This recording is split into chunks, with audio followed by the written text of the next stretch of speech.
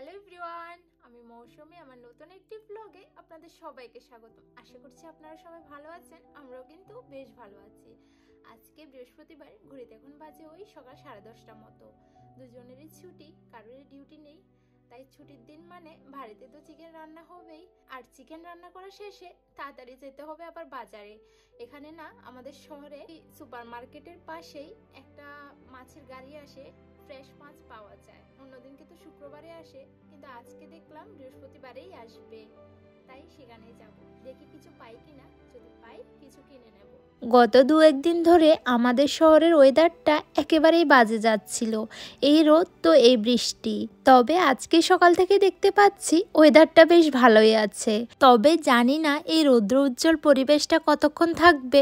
দেখা যাবে আবার যখনই বাইরে বেরোবো ঠিক তখনই বৃষ্টি এসে নামবে। আজকের চিকেনটা একেবারে সহজে একটু আলু দিয়ে পাতলা ঝোল করব। ঘরে একটা ক্যাপসিকাম ছিল, তার থেকেও একটু কেটে নিয়েছি। সঙ্গে আবার গোটা 2টো রসুন দেব, একটা আমার জন্য একটা ওর জন্য। মাংসে এভাবে গোটা রসুন দিয়ে রান্না করলে খেতে বেশ ভালোই লাগে। মাংস রান্নার এই রেসিপিটা হচ্ছে সবচেয়ে সহজ রেসিপি, আর খুব অল্প সময়ের মধ্যেও তৈরি হয়ে যায়, খেতেও দারুণ লাগে।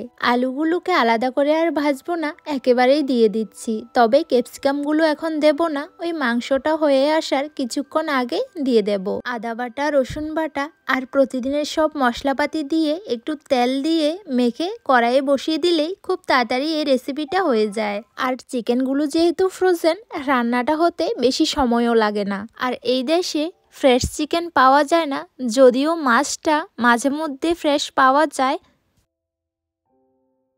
আমাদের নতুন অ্যাপার্টমেন্টের বিভিন্ন রুলস নিয়ে যে ভিডিওগুলো বানিয়েছিলাম, সে ভিডিওতে একজন কমেন্ট করেছিলেন যে আমরা যে অ্যাপার্টমেন্টটাতে ভাড়া থাকছি সেটা কি সিপিআর দিয়ে নেওয়া। আর আমাদের এই বাড়িটা সিপিআর দিয়েই নেওয়া। আমাদের যে ল্যান্ডলর্ডের সাথে এগ্রিমেন্ট হয়েছে, তার জন্য আমাদের সব কাগজপত্র ওনাকে দিয়ে এগ্রিমেন্ট করিয়ে তারপর এই বাড়িতে আমরা এসেছি। ডেনমার্কে থাকতে গেলে এই সিপিআর নাম্বারটা বিশেষ জরুরি।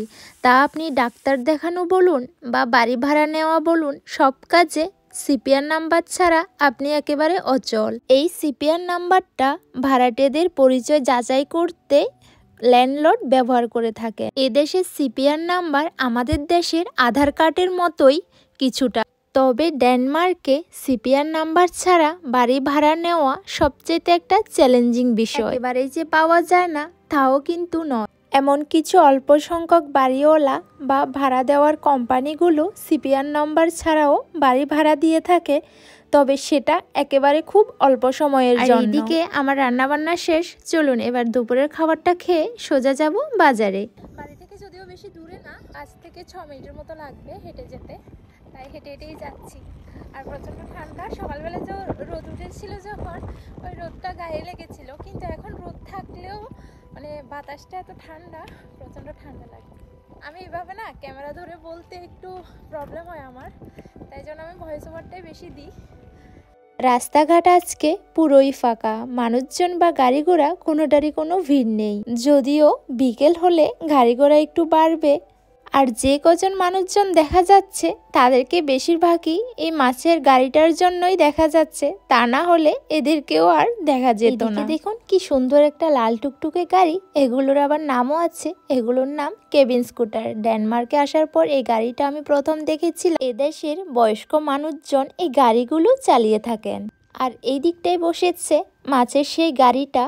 আমাদের শহরে প্রতি মাসে একবার করে এই গাড়িটা মাছ নিয়ে আসে, আবার কখনো কখনো দেখা যায় মাসে 2বারও আসে।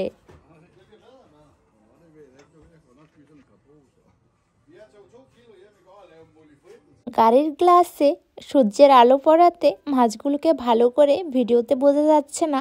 অনেক ধরনের মাছ ছিল, স্যামন, ম্যাকরেল, চিংড়ির বিভিন্ন ধরনের ভ্যারাইটি ছিল।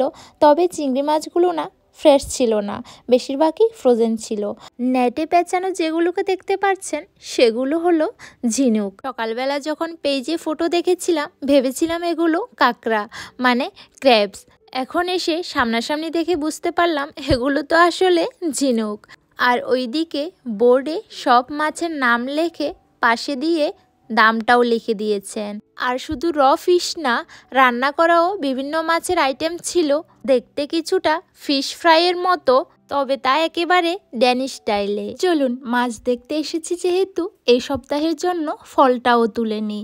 মাছ তো আর নিলাম না, ওই স্যামন মাছ নেব ভেবেছিলাম, কিন্তু নিলে আবার 1 কেজি নিতে হবে। 1 কেজির দাম 270 ক্রোনার মতো বলেছিল, ভারতীয় টাকায় যা প্রায় 3000 টাকারও বেশি। আজকে বাজারে একেবারে ফ্রেশ স্ট্রবেরি এসেছে, একটা স্ট্রবেরির প্যাকেটও নিয়ে নিয়েছি, সঙ্গে একটা তরমুজও নেব। জানেন, কিছুদিন আগে অবধি তরমুজের দাম একটু কম ছিল, একটার দাম ওই 30 ক্রোনার করে ছিল। আর এখন যেহেতু সামার এসেছে, গরমও একটু একটু করে বাড়ছে, তাই গরমের সাথে সাথে তরমুজের দামও এক লাফে বেড়ে 35 ক্রোনার হয়ে গেছে। আমাদের দেশে যেমন তরমুজ কেজি দরে বিক্রি করা হয়, এখানে কিন্তু তার উল্টো। এই দেশে পার পিস হিসেবে বিক্রি করা হয়, তা আপনি ছোট নেন বা বড়, সবগুলোর দামই কিন্তু সেম।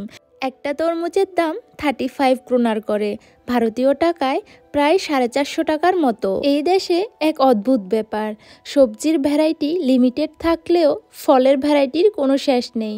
বিভিন্ন সিজনে নাম না জানা অনেক ফলই আপনি দেখতে পাবেন।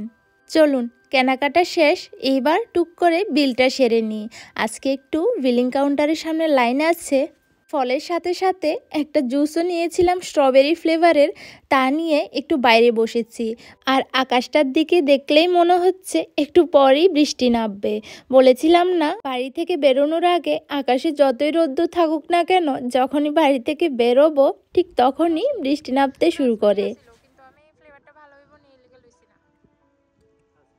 তো চলুন, আজকের ভিডিওটা এখানে শেষ করছি। ভিডিও ভালো লাগলে লাইক, শেয়ার, কমেন্ট করে জানাবেন।